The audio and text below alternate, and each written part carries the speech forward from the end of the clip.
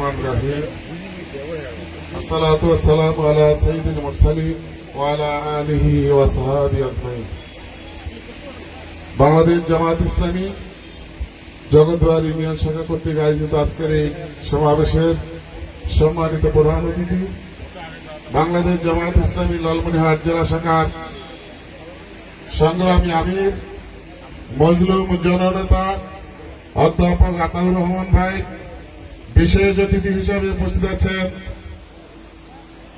বাংলাদেশ জামাত ইসলামীর পাটগ্রাম উপজেলা শাখার সংগ্রামী আমির আমাদের প্রাণপ্রিয় নেতা জনাব কাজী আবুল কালাম আজাদ ভাই, আপনাদের এই জগৎবাড়ির কৃতি সন্তান জামাত ইসলামী বাংলাদেশের পাটগ্রাম উপজেলা শাখার সম্মানিত সেক্রেটারি আমাদের প্রিয় ভাই সোহেব আহমেদ, পাটগ্রাম পৌরসভার আমির, আমাদের মাঝে উপস্থিত আছেন কর্ম পরিষদের অন্যতম সদস্য জনাব মনোহর হোসেন লিটন ভাই, আমাদের মাঝে আরো উপস্থিত আছেন ইসলামী ছাত্র শিবিরের সাবেক পাটগ্রাম উপজেলা শাখার সভাপতি জনাব সোহেল রানা সহ বিভিন্ন পর্যায়ে দায়িত্বশীল ভাইয়েরা, আপনাদের সকলের কাছে আমার সংগ্রামী সালাম। আসসালামু আলাইকুম ওয়া রাহমাতুল্লাহি ওয়া বারাকাতুহু। শুকরিয়া আদায় করছি আল্লাহ, যে আল্লাহ আমাদেরকে আজকে দীর্ঘদিন পর খোলা মনে একটি স্বাভাবিক পরিবেশে আলোচনা করার সুযোগ তৈরি করে দিলেন। সে আল্লাহর দরবারে কালেমা শুকর আদায় করি। সবাই বলে আলহামদুলিল্লাহ। সংক্ষিপ্ত দরুদ নবী মুহাম্মদ রাসূলুল্লাহ সাল্লাল্লাহু আলাইহি সাল্লামের প্রতি পেশ করে আমি আমার সংক্ষিপ্ত আলোচনা শুরু করছি। সম্মানিত ভাইরা, আমরা জামাত ইসলামী করি, এইটা কি কোনো নতুন কথা কিনা? কি বলে নতুন? আমরা আমাদের জ্ঞান হওয়ার পর থেকে আমরা যখন কলেজ বিশ্ববিদ্যালয়ে পড়ালেখা করেছি, মাদ্রাসায় পড়ালেখা করেছি, যখনই ছাত্র শিবিরের নাম শুনেছি, আমরা আমাদের এই হৃদয়ের সংগঠন ইসলামী ছাত্র শিবিরের নাম লিখেই ইসলামী আন্দোলনের যাত্রা শুরু করেছিলাম। ঠিক কিনা বলেন? আমরা কোন জায়গা থেকে ভেসে এসে আমরা এই বাংলাদেশে রাজনীতি করছি না। আমরা এই স্বাধীন দেশে আমরা একজন স্বাধীন নাগরিক হিসেবে আমরা এই দেশে রাজনীতি করার অধিকার রাখি। এই দেশে আমরা কথা বলার অধিকার রাখি। এই দেশে আমরা চাকরি করার অধিকার রাখি। এই দেশের প্রতিটি মানুষের ঘরে ইসলামের আহ্বান পৌঁছে দেওয়ার অধিকারও রাখি। কিন্তু দুঃখের বিষয়, আমরা 16টি বৎসর আমরা স্বাভাবিক প্রক্রিয়ায় বাংলাদেশের নাগরিক পরিচয় দিয়ে আমরা আমাদের প্রয়োজনীয় কোনো কথাই বলতে পারি নাই। এরা বলতে দিল না। জানতে হবে না? আমাদেরকে কথা বলতে দিল না যারা, তাদের একটা ফেসিবাদী নাম আছে আওয়ামী লীগ। এরা ক্ষমতায় গেল ভোট ছাড়া।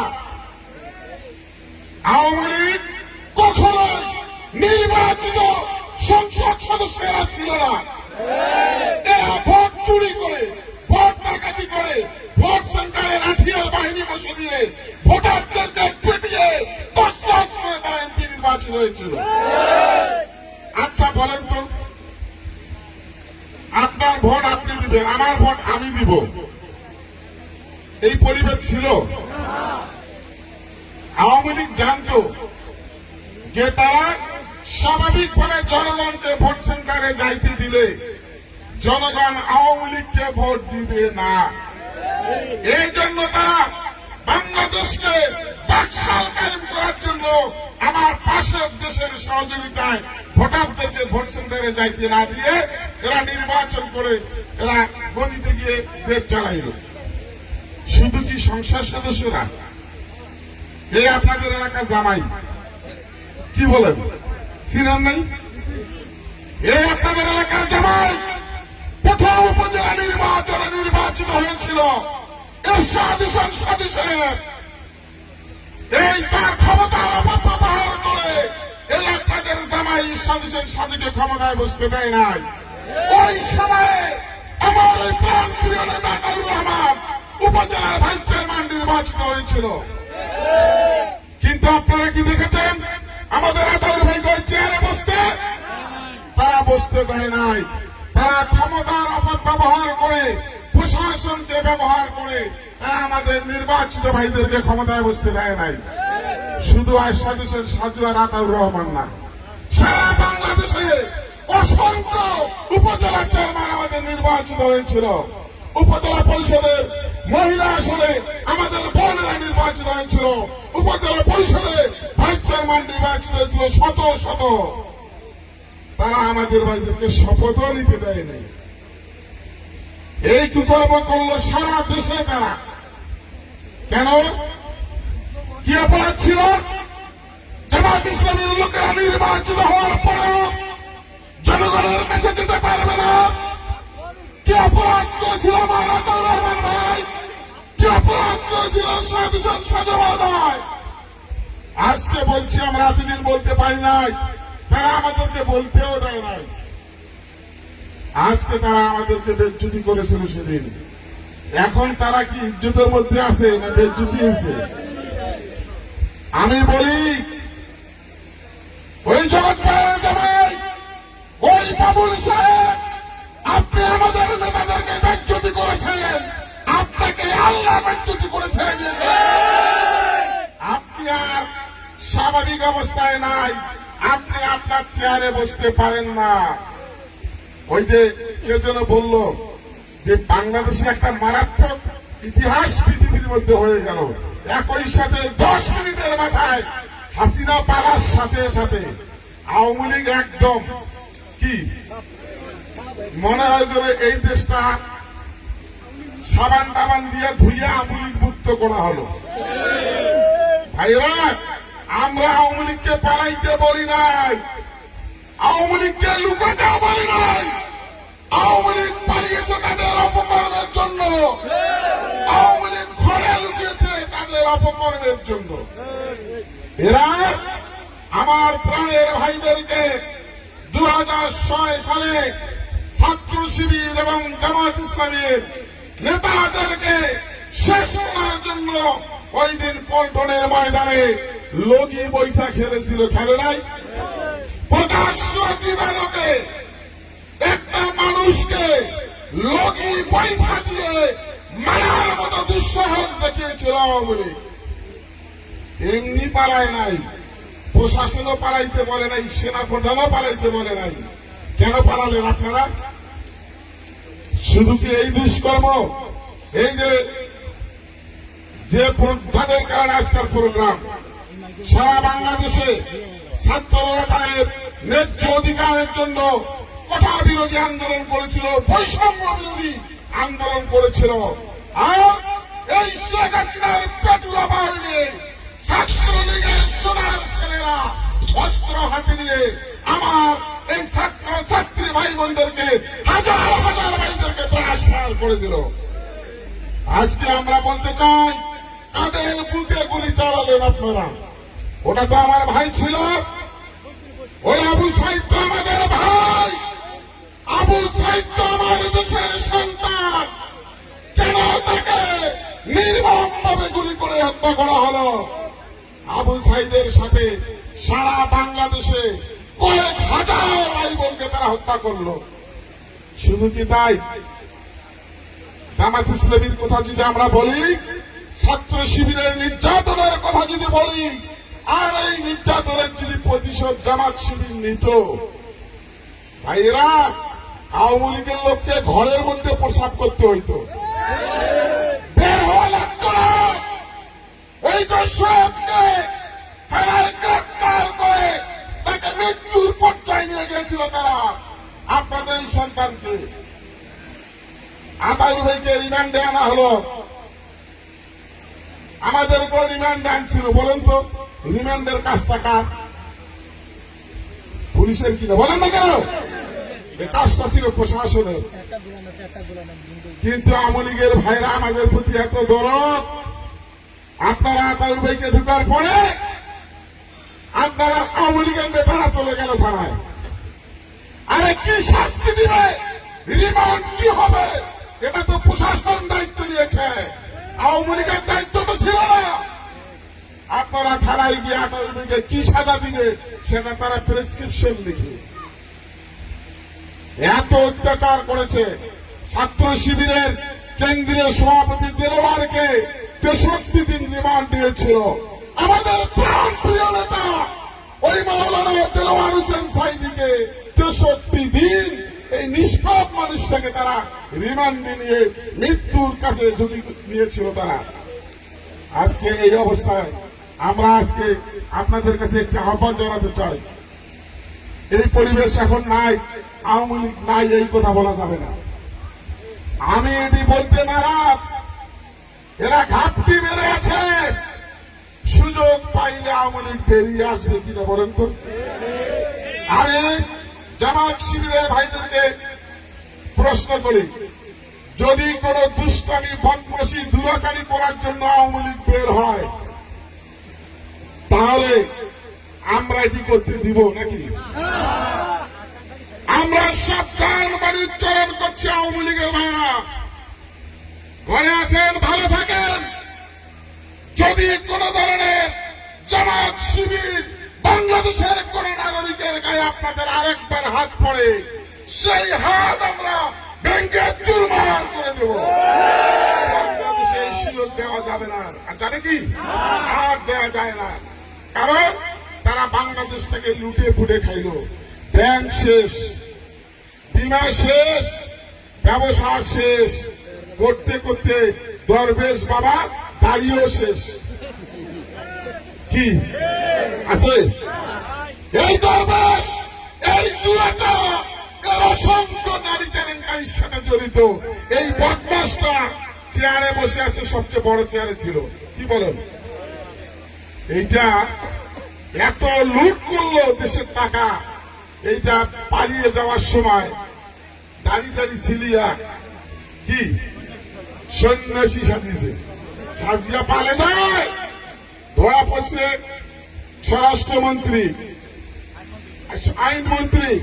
আইনমন্ত্রীকে যখন ধরে নিয়ে যায় তখন ওই দরবেশকে জামাত ইসলামী ধরে দেয় নাই। এই আইনমন্ত্রী বলে ওই যে বসে আছে দরবেশ বাবা বসে আছে, তারাই ধরে দিল দরবেশকে। আজকে দেশটাকে শেষ করে দিল। ভাই, এই দেশটাকে বাঁচাতে হবে না? কি বলেন, বাঁচাতে হবে না? এই বাংলাদেশে জামাত বিএনপির উপরে যে নির্যাতন তারা করেছে, এই নির্যাতনের প্রতিশোধ হলে তো দেশেই থাকে না। কি বলে, থাকে? থাকে না। এর জন্য আমরা বাংলাদেশকে একটি সুখী, সমৃদ্ধিশালী, কল্যাণকর রাষ্ট্র পরিণত করতে চাই। এর জন্য সকল মানুষের সহযোগিতা দরকার আছে কিনা বলেন? সকল মানুষের সহযোগিতার দরকার আছে। যদি আমরা দেশটাকে সুন্দর করতে চাই, আবার দুর্নীতি মুক্ত করতে চাই, এই দেশটাকে যদি শোষণ মুক্ত করতে চাই, ইসলামের বিকল্প কোনো কিছু আছে বলে আমাদের জানা নাই। কারণ এই দেশটা সবাই চালিয়েছিল, সবাই এই দেশটাকে খালি লুটে পুটে খাইল।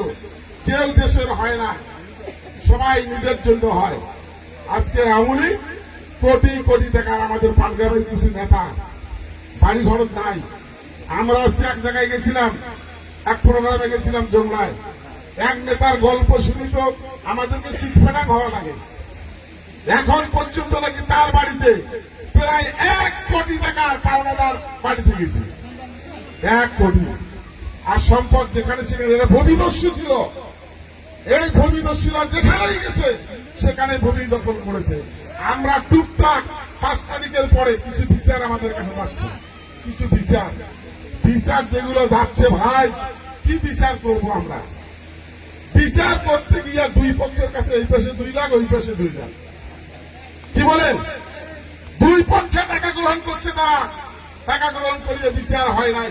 এই লোকেরা বৎসরের পর বৎসর, মাসের পর মাস এই লোকেরা ঘুরে বেড়াচ্ছে বিচারের দুয়ারে। এরা বিচার নাই। আমরা বিচার করতে গিয়ে দেখতেছি মহাবিপদ। এইভাবে আমাদের পাটগ্রামের পরিবেশটাকে তারা ধ্বংস করে দিয়েছে। আজকে আসুন আমরা এই পরিবেশ থেকে মুক্ত চাই, একটা শোষণ মুক্ত সমাজ চাই, একটা শোষণ মুক্ত পাটগ্রাম চাই আমরা, কি বলেন? এই পাটগ্রামে আগামী দিনে সৎ এবং যোগ্য নেতৃত্বকেই সৎ চেয়ারগুলোতে বানাতে হবে, কি বলেন? উপজেলা চেয়ারম্যান বলেন, পৌর মেয়র বলেন, উপজেলা ভাইস চেয়ারম্যান, মহিলা চেয়ারম্যান সহ শুরু করে একদম গ্রাম পর্যায়ে মেম্বার পর্যন্ত যতগুলো চেয়ার আছে, এই মানুষগুলো যদি সৎ হয় তাহলে পাটগ্রাম সোনার পাটগ্রামে পরিণত হবে। আরে ভাই, আওয়ামী লীগের বড় নেতার নামে 15 খান 20 খান দুস্থ মাথার কাঠ, এই কাঠ তার কাছে যায় টাকা। আরে মিয়া, তুমি নেতা হয়েছো, তোমার বউয়ের কি বিধবা হয়েছো? তুমি, তোমার মা কি মারা গেছে? আর মারা গেলেও তো তুমি কুড়িপতি, তোমার কাছে 10টা কাঠ কেন? এইভাবে নাম হচ্ছে দুস্থ, খাইতে দোস্ত, নাম দুস্থ আর খাইল এই দোস্তরা খেয়ে শেষ করে দিল। আমরা এরকম পরিবেশ আর দেখতে চাই না। আমরা এখন যে পরিবেশ চাই সেটি হচ্ছে, আমাদের নেতৃবৃন্দ এখানে আছে, ওনারা বলবেন। আমি আপনাদের কাছে উদাত্ত আহ্বান জানাই, কে জামাত ইসলামী আছে, কে জামাত বললো যে জামাত নাই, অমুক তমুক, এগুলো হচ্ছে যারা বোকা স্বর্গে থাকে তাদের অনেক বোকা কথা বলে তারা। এর জন্য ওদের এগুলো কোথায় কান দিবেন না। কোথায় জামাত ইসলামী নাই? 17 বছর তারা জুলুম করেছে, নির্যাতন করলো, নিষ্পেষণ করলো, জামাত ইসলামী নেতাদেরকে অন্যায় ভাবে বিচারের নামে প্রহসন করে এদেরকে ফাঁসিতে ঝুলাইলো।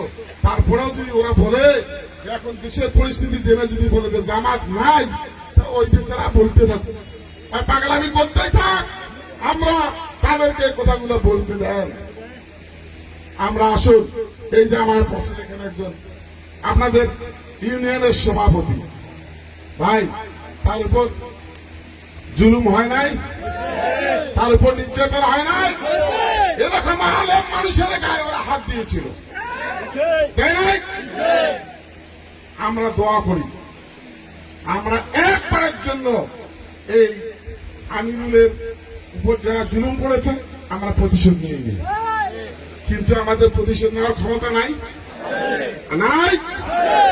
আমরা ইচ্ছা করলে প্রতিশোধ কাকে বলে, কাহাকে বলে, কত প্রকার কি কি ব্যাখ্যা সহ বুঝাই দিতে পারি, কিন্তু আমরা এই নীতিতে বিশ্বাস করি না।